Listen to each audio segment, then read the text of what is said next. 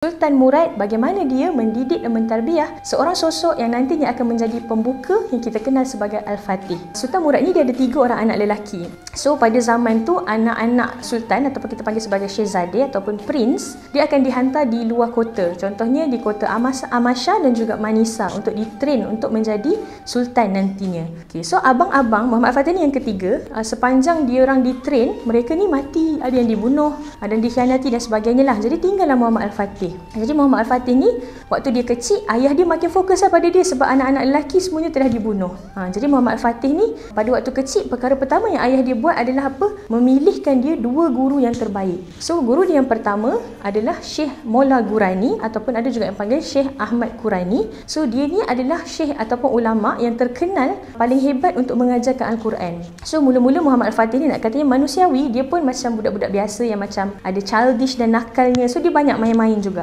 Tapi Syekh Ahmad Qurani ni sangat tidak macam takutlah dia ni anak sultan ke apa jadi kena tondang ke apa, tak. Dia sangat serius nak belajar Al-Quran begini dan begini. Jadi dia rotan Muhammad Al-Fatih, dan hasil rotan itu keberkahan seorang guru yang bernama Syekh Ahmad Qurani ni, Muhammad Al-Fatih terus jadi fokus dan terus berjaya menghafal dan menguasailah ilmu Al-Quran tu seumur usia 8 ke 9 tahun macam itulah. Dia telah menghatamkan Quran. So nak katanya pendidikan utama pada zaman tu adalah Al-Quran dulu, Al-Quran dan hadis. Okay, kemudian dah habis study dengan Syekh Mola Gurani, guru yang kedua adalah anak murid Haji Bairam tadi, iaitu Syekh Aq Syamsuddin. Syekh Aq Syamsuddin ni, dia ni adalah seorang yang sangat power dan brilliant dan genius pada zaman tu. Dia sangat hebat dalam multidisciplinary knowledge. So ilmu dunia dan akhirat dua-dua dalam genggaman dia. Jadi dia ajarkan Muhammad Al-Fatih cabang-cabang ilmu. Sebab kita tahu Quran ni base kepada semua ilmu, dan semua ilmu berasal daripada Quran. Jadi dia dapat kuasai semuanya. Tapi specifically yang paling ditekankan oleh Syekh Aq Syamsuddin ni adalah dia setiap hari jumpa Muhammad Al-Fatih, dia akan bacakan hadis la tuftahanal Konstantiniyah fala ni'mal amiru amiruha wala ni'mal jaysh zalikal jaysh. Dan engkau adalah orang yang dijanjikan Rasulullah tu. Jadi ini the power of mindset. Bila kita cakap dengan budak-budak, kadang-kadang kita rasa macam they are still too young to understand. Bila kita selalu cakap dan berikan word of affirmation, especially word of affirmation tu datang daripada hadis Rasulullah, menyebabkan mental Sultan Muhammad Al-Fatih yang kecil ni menjadi sangat kuat. Dan itu menjadi obsesi dan cita-cita besar hidup dia. Mulai daripada dia kecil, dia dah decide yang hidup aku tidak lain tidak bukan untuk merealisasikan hadis Rasulullah. So whatever the price that I have to pay to become the Muhammad Al-Fatih, I will pay. So that's why daripada kecil dia ni orang yang sangat hebat. Semua jenis ilmu, ilmu agama, ilmu dunia, language, dia menguasai multi language,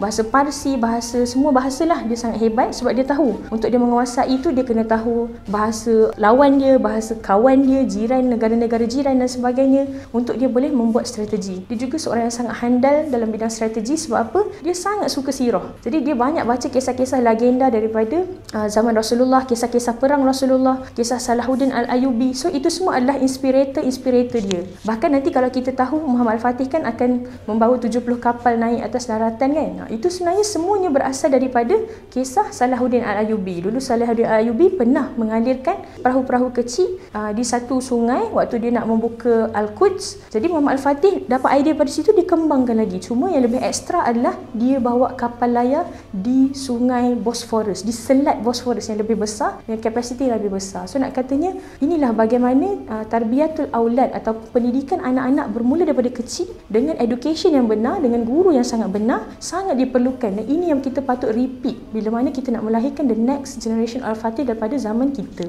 Kadang-kadang kita rasa macam memilih guru ni macam simple je, sebab kita rasa education is just transformation of knowledge. Tapi dalam Islam sebenarnya learning process is more than transformation of knowledge. Sebab kalaulah dia hanya transformation of knowledge, Google would do better than us. Yang lebih besar lagi adalah apa yang dimahukan oleh Sultan Murad, transformation of akhlak, kepribadian. Dan itulah yang didapati oleh Muhammad Al-Fatih bila mana dia berguru dengan guru-guru yang hebat ini. Jadi bila dia dah prepare anak dia daripada sudut software, dia juga nampak anak dia macam dah ready, it's time to practice. Ayah dia sampai sanggup turun tahta untuk pastikan anak dia ni belajar jadi sultan waktu dia hidup, dan dia boleh observe dan dia boleh evaluate. So pada waktu itulah berlakunya satu perang yang sangat besar, iaitu perang Varna, yang hampir kalah sebab semua rasa Muhammad Al-Fatih ni sangat kecil. Waktu tu baru umur belasan tahun, dan mereka attack ramai-ramai, dan Muhammad Al-Fatih hantar surat pada ayah dia. Dia kata apa? Ayah, come back and help me. So ayah dia kata, tak, kerajaan tu kan kau punya, belajar handle sendiri. Kalau kau tak nak datang sebab kau tak nak tolong aku adalah sultan dan kau adalah tentera dan kau kena datang. Jadi ayah dia datang lah kan, sebab by default, by hook or by crook, anak dia adalah khalifah pada waktu tu. Jadi ayah dia tolong menangkan untuk dia. Dan hujung perang Varna, satu kata-kata yang sangat hebat yang menghentam hati dia. Dia kata apa? Muhammad, ayah takkan selamanya ada untuk tolong kau untuk memenangkan agama ni. Kau kena belajar untuk memenangkan agama ni sendiri. Dan lepas pada tu Muhammad Al-Fatih ambil 2 tahun, kembali ke Manisa dan Amasya, re-study again. Kenapa dia tak berjaya? Kenapa dia gagal dalam menjadi sultan dalam percubaan tempoh intern tu? Dan ini yang kita nak belajar daripada Muhammad Al-Fatih. Dia tidak tiba-tiba menjadi Muhammad Al-Fatih. Dia pun learn through the hard way. Dia pun melalui misi-misi yang gagal. Tapi apa yang dilakukan? Dia bangkit selepas melakukan kesalahan. Nanti kita akan sambung lagi, insya-Allah.